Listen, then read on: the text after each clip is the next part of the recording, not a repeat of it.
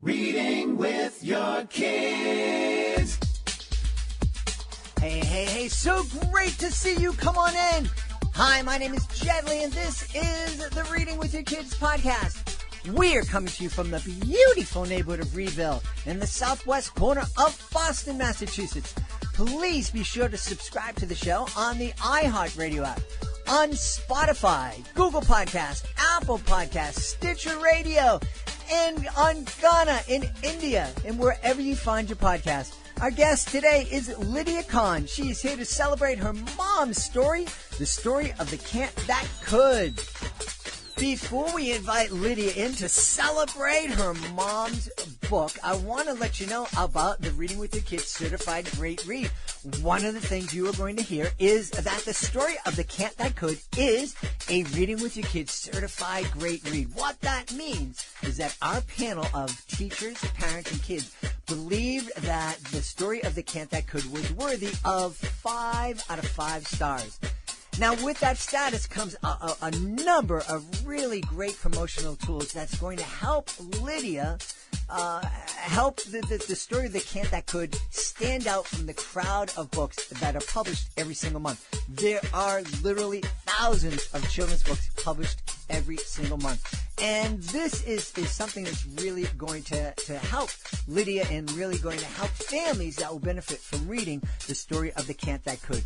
If you are an author and are interested in learning more about our Certified Great Read program, please visit our website, readingwithyourkids.com.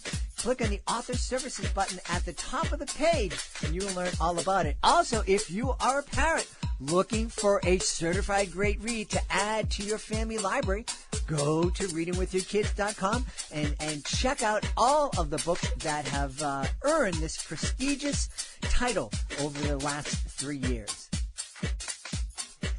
Joining us right now from the Philadelphia area in the great state of Pennsylvania, she is the author. She's the reason. She is the driving force behind our recently named Reading with Your Kids Certified Great Read, The Story of the Cat That Could. Please welcome to the show, Lydia Cohn. Lydia, how are you? I'm doing great. How are you? I'm pretty wonderful. Now, usually when I'm introducing somebody, I'm able to say the author of, but you're not quite the author of. Your mom was the author of this book, and the story of how it came to be is fascinating. So, first off, why don't you introduce us to who the author of the story was? Very happy to. My mother, Joan Yingling, wrote several poems when I was a little girl. I'm one of 7 children, and she would write these stories and then read them to us. But I say stories, but they really were just poems. And we kind of found them after she passed away. We found them in a folder, and we remembered, Mom used to write some poems. And this was the very first one that we decided to publish in a whole series. Yeah. So she was very talented, and I think the story probably came from the fact that, again, she had 7 children. I'm sure she heard the words, "I can't," a lot of times. I know I was guilty of that, and I think that may have been the inspiration for writing this story. Yeah. So many things come to mind. One of them is that hopefully we're living in an age where people are starting to understand that storytelling, it's more than the traditional storytelling, that there are so many different ways that we can tell stories. As you discovered, we can tell stories through poetry. I know some people think, a poem is a poem and a story is a story, but actually poems can tell beautiful stories. And podcasting is a way to tell stories. You and I right now, we're telling the story of the story of the cat that could, how that story came to be. So I think it's real important that we as parents, as educators, help our kids understand that there's lots and lots of ways that they can tell their story to the world. Exactly. And one thing, this has been quite a journey for me because it was not, my idea to take this journey. I'd always wanted to publish her stories, but it was our daughter, Jessica, who came up with the idea to publish the stories as individual children's books. We never really got that concept except from her. And as I've taken it into all the schools and spoken to some of the reading specialists there, I'm amazed at how on point the book is. Not, it was written in the 1960s, but it's applicable today and has been all these decades, in that the poetry, the part that rhymes, is very helpful for children to learn to read. So on a first grade kind of reading level here, we're learning how to read by the fact that the words rhyme. So when I'm sitting down with a child and we're reading the story and they come up with a word that they can't quite sound out, we can remind them, oh, but it rhymes with this word that you did know, one line back. Yeah. So it's been very helpful there. And the words that my mom chose, there are a few that are challenging, some that are hard to sound out. The word laugh, children don't know how to sound out the word laugh because it's got the GH there. But it challenges the kids in a way that they'll learn some new words by sight, but they'll learn a lot of words by the fact that it rhymes. And so it's a great book for them to read to other children and to their parents. You were saying that it was a wonderful learning experience for you to go into the schools and speak to the reading specialists and learn that, wow, my mom's poems, they are really a great tool to help kids learn how to read because of the poetry. What other kind of insights did you learn in this process? Well, it was totally by accident that when the book came out in September last year. In August, I met with a fellow author who also wrote a book with the same publishing company that I did, and she was a second grade teacher. And she said, this is perfect for what we're teaching our children right now. We're talking about growth mindset. I had never heard the term before, but growth mindset evidently is a term that a lot of elementary school teachers are using to teach the children about the importance of thinking positively and not having an I can't attitude, but having an I can attitude. And so that's how I got into the schools, because it was right along with what the teachers were teaching. And the book teaches us that if we sit and just say, I can, and just, don't even try, and sometimes we do that because we're lazy, we want someone to do it for us, and when we go through that, the book shows us that when you take yourself onto the other side by having a positive mindset, you can do things you never thought you could do simply by trying. And sometimes it takes more than one try. But focus on the other side. And when I'm in the schools with the children, we talk about things like learning to ride a two-wheel bicycle and how you have to fall off a couple times and you might get hurt a little bit and you might even have a fear of getting hurt. But if you keep trying, you eventually get it. And then I remind them how good it felt when they took that ride all by themselves, that feeling. Or the fear of riding a roller coaster. And then when you're done, you can't wait to do it again. Mm-hmm. So, we talk a lot about what fears did you overcome? We talk about that before we even read the book. What kind of fears did you have? Or what could you not do last year in kindergarten that you're now doing in first grade? And so we talk about things that they've already accomplished. And then at the end of the story, at the very end, I take them along another journey to say, what are you challenged with now? What are you faced with right now? And so we talk about, I can't zipper my jacket yet. Or I teach them how to say, I can zipper my jacket. I can do it really well. So we teach positive affirmations and we get their mindset going where they're a can-do child. I can do anything I set my mind to. And that's what the book is all about. That is one of the things, it drives my wonderful niece crazy sometimes, but it's something she's really taken to heart. I explained to her that she is not able to use the word can't in a sentence unless she ends it with yet. Ah, so you like that. I like that too. Yeah, I think it's so important. And one of the things that you mentioned is that it's important to understand that as our kids are learning different things, as they're being challenged, they are going to fall. They're going to fail at times. And one of the things we've talked about here in the show a lot is just the fact that there are so many parents out there who don't want their children to fail. They don't want their children to feel any kind of disappointment, any kind of frustration. And I mean, I get that. I never wanted my kids to feel sad or frustrated or disappointed. But the reality is it's a part of life, and it's absolutely necessary for growth. Yes, I agree wholeheartedly. And I'm afraid I was one of those parents that was a little afraid of letting my children fail at times. But it is true that you almost can count the times that you fail. I mean, you look at, Dr. Seuss, how many times he failed getting his book published. You look at these basketball stars, how many times they failed trying to get to where they wanted to be. There's a quote I put on the back cover, which I personally loved. It's by Henry Ford. And when I do this in the schools, I say to the children, how many of you know who Henry Ford is? And not one, not one. And so I say to them, his name is on a car, have you ever seen the Ford truck? Oh, then he invented the car. So they get the idea. This is a very smart man. And he said, whether you think you can or think you can't, you're right. Mm-hmm. Mm-hmm. And they don't quite get that. I let them just sit with that for a minute. And I said, what does that mean? Tell me what you think that means. And so it really leads to some very inspiring discussions with the children. I love the first and second graders particularly are really ready for that kind of meat.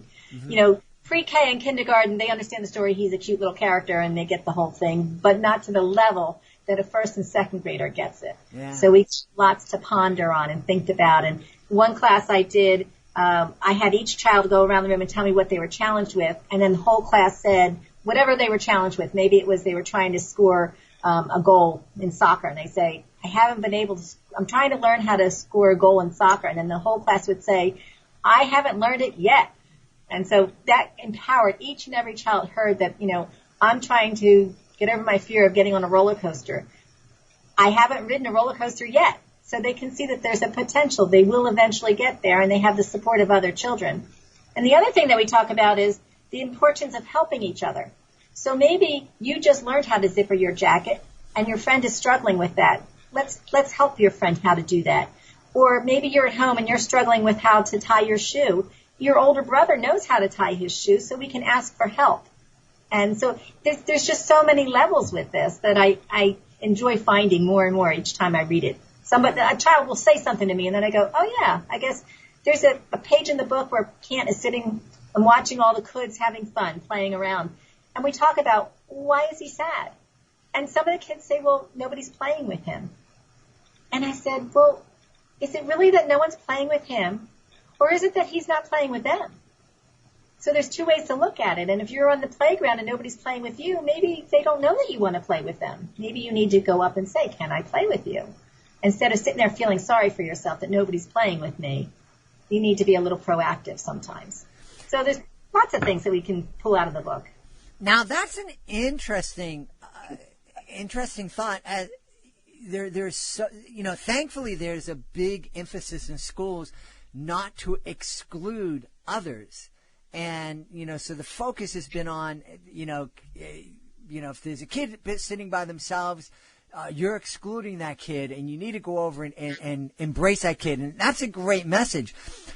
But it's also true that a lot of kids exclude themselves for whatever reason. Have you gotten any blowback from teachers sharing that message with kids? No, not just the opposite. They love that we're sharing that message with them. And something I taught my younger child, I can remember going into a summer camp. She was a little hesitant. It was a room full of kids. They were in the gym. I think this was cheerleading or something like that. And she was a little hesitant. And I said to her, find somebody who looks like they're a little scared, and go over to them and talk to them and help them feel more comfortable. And I can see that has stuck with her entire life. That when she doesn't feel comfortable, she looks for someone else who doesn't feel comfortable. And when she goes over and kind of helps them along, it helps herself. So that is often how we learn how to help other people. That it truly, it's like the gift of giving is truly, and the reward is truly in the person who's doing the giving. Yeah. Yes, have embraced that for sure. One of the things that we've said here in the show, that a great way to learn something is to teach it to somebody else. Yes, exactly. Now, you were taught in a lot of ways how to create this book by your daughter. What was that experience like, working with your daughter to make your mom's work come to life? It was one of the greatest gifts my daughter ever gave me, because, as I said earlier, she gave it to me as a gift. The idea helped me with it, held my hand with it, because she knows the publishing world. And then because of that, I was able to finally give this as a gift to my mother, although it was long after she had passed, because she passed in 2008. But I can kind of feel her presence. The first time I drove to a school, I felt her presence with me, and I got teary-eyed. I was like, Mom, you can't do this to me. I'm trying to go and I need to talk to the kids. And I know that she would love to have been in my shoes in the schools with the children. I mean, any woman who has 7 children obviously loves children. And I think she would be amazed to see what has happened as a result of this. But going through the day-to-day publishing process with my daughter was such a blast. My first challenge was, I don't have an illustrator. How do I do that? And because we work with Mascot Books, they're a hybrid publisher, so they allowed me to keep the rights to the book, so I didn't have to change anything in the wording that she wrote, which was really important to me. And they gave me 350 illustrators to go look at their work, pick a few, and then we had some people, I think I had 5 of them do samples of, what do you think Can't looks like? What do you think the coulds look like? And this was really important to me because we're talking about a child wanting to fit in. And how do they do that without having to look a certain way? And so that is another thing that we discussed in the very beginning of the book when Kant is sitting on the rock and he's watching the coulds how to play. And we're like, none of the coulds look the same. None of them have the same color. Some of them have 3 eyes. Some of them have wings. Some of them have teeth, sharp little monster teeth. And some have tails. And we talk about to be a could doesn't mean you have to dress a certain way. Doesn't mean your skin color has to be a certain way. Doesn't mean whether you wear glasses or not wear glasses. It's really in an attitude. And so for this illustrator to show the change, how do we show that Can't became a could without changing him? And so that's a page that I love talking about once he does make the transition. What changed? And we go back, did he change his color? No. Did he grow an extra eyeball? No. Does he have wings? No, there's nothing on the outside that has changed. It's just in his mind. He has changed his focus and put on a growth mindset, and that's what changed. And so that's a really important thing. It appeals to any child, regardless of their color, regardless of their gender, regardless of their religion. Any child can have the happiness that comes with being a could. Yeah. Tell us a little bit more about your mom. Wow. Mom was, to me, an amazing woman. I don't know how she raised 7 children.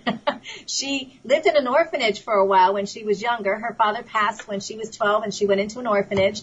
And, she had this thing about security.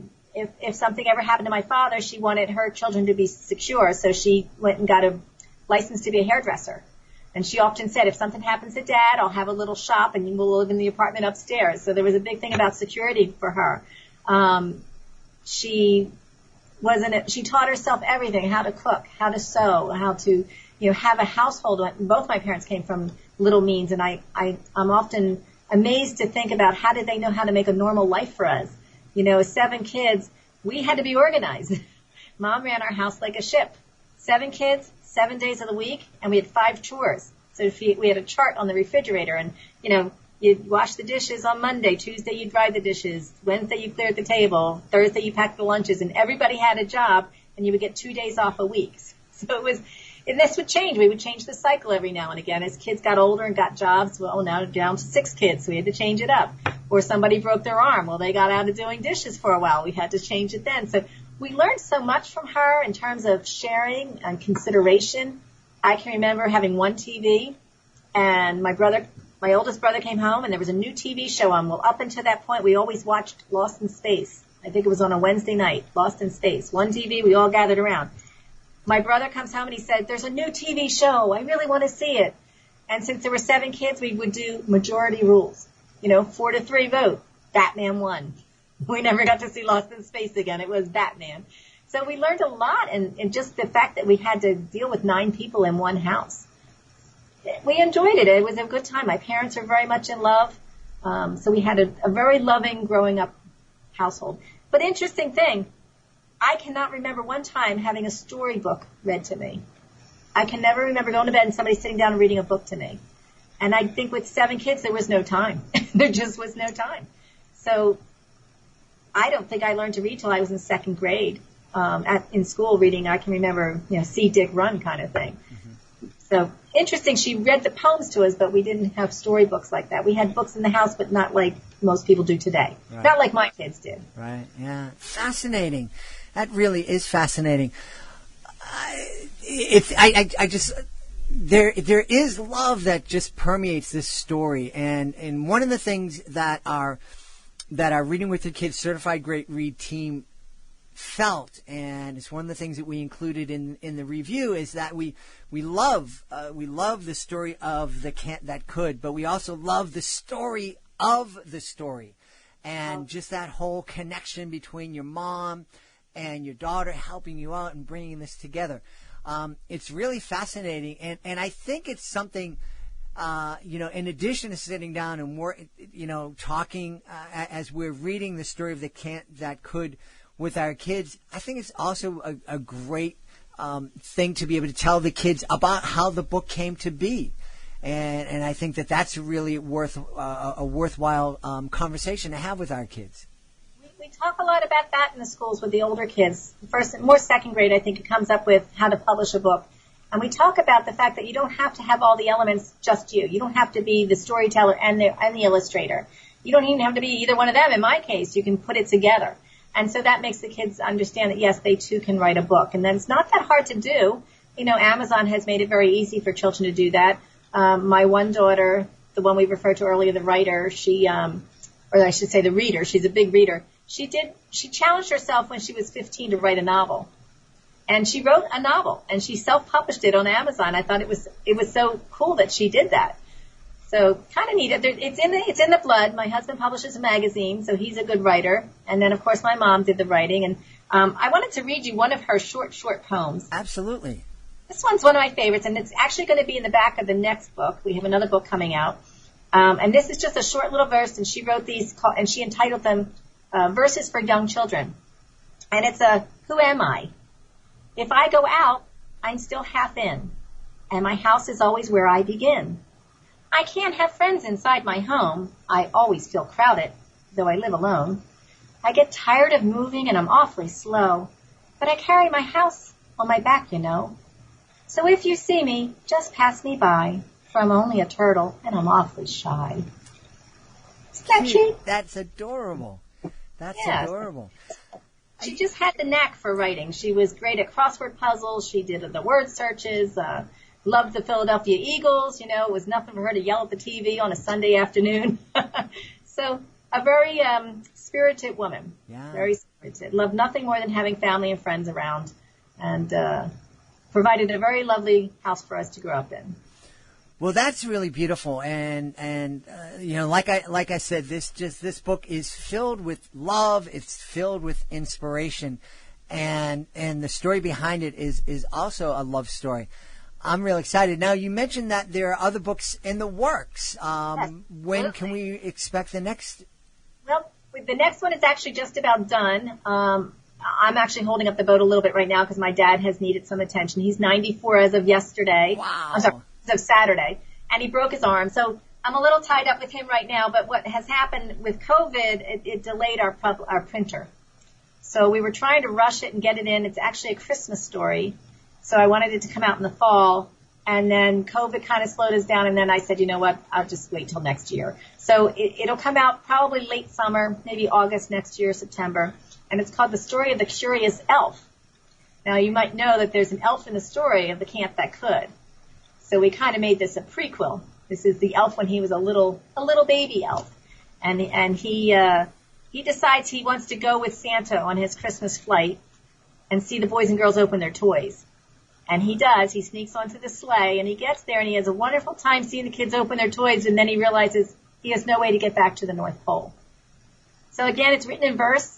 Another one of our childhood favorites when some of my siblings have read this to their children on Christmas Eve, just a story that we've passed along.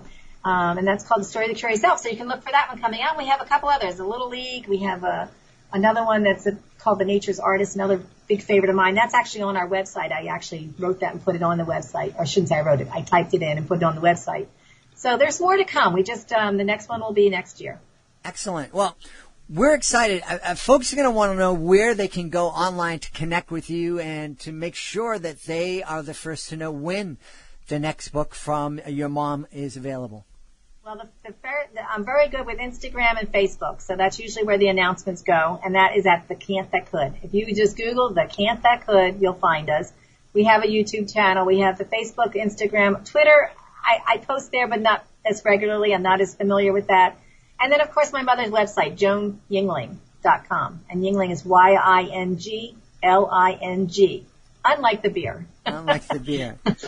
Well, we've had a great time speaking to the CEO of JoanYingling.com and all of her work, Lydia Cohn. Lydia, thanks so much for being with us today. It has been my pleasure. I thank you for taking the time to speak with me. Please be sure to join us for the next edition of the Reading with Your Kids podcast. Our guest will be Cheryl Smiley Oliphant.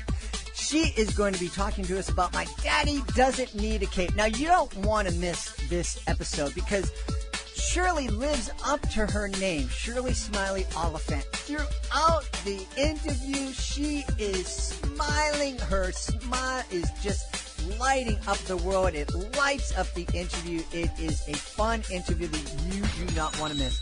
That's the next episode of the Reading with Your Kids podcast. Hey, if you're looking for a great magic show that will inspire kids to be respectful and to read, please check out WeWillRoar.com. That's where you can find out about my educational magic show, We Will Roar, Respect Others and Read. It is available in person, although, to be honest, most schools can't do a live in-person assembly, so that we have transformed the show to be an absolutely wonderful and surprisingly totally interactive online experience. Check it out today. Go to WeWillRoar.com. I want to thank the folks who made today's show so very wonderful. Of course, I want to thank our guest, Lydia Cohn. Also want to thank her mom, Joan Yingling, because, she was the one who created the beautiful story of The Can't That Could. Also want to thank my incredible team, starting with my producer, Fatima Khan. I want to thank my awesome author ambassador, Peggy Cotto. I want to thank my beautiful wife for all the support she gives me. I want to thank Augie the doggy for having my back here in the studio. But most of all, I want to thank you. Thank you so much for taking the time to join us today, and as always, thank you so very much for taking the time to make the world a better place by reading with your kids. I'll be looking for you in the next edition of the Reading with Your Kids podcast.